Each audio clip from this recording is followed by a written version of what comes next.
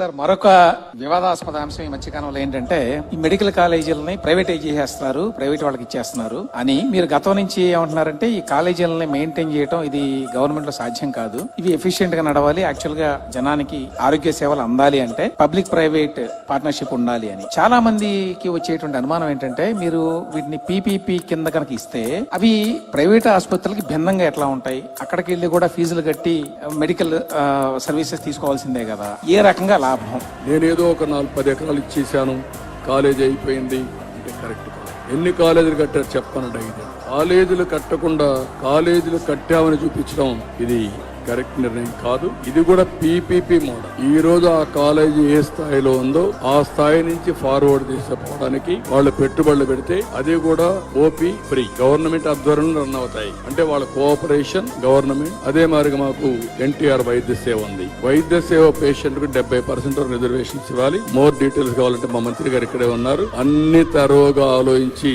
2-3 సంవత్సరాల్లో 17 మెడికల్ కాలేజీల ఆపరేషన్ చేయాలన్న ఉద్దేశంతో ఈ నిర్ణయం తీసుకున్నాం. మీరే అన్నారు, నేను ఒక పక్క సూపర్ 6 ఇవ్వాలి, ఇంకొక పక్క అభివృద్ధి చేయాలి. అందులో వినూత్నమైన ఆలోచనే ఈ ఆలోచన. ఆ విషయం గుర్తుపెట్టుకోవాల్సిందిగా ప్రజలందరికీ విజ్ఞప్తి చేస్తున్నాను.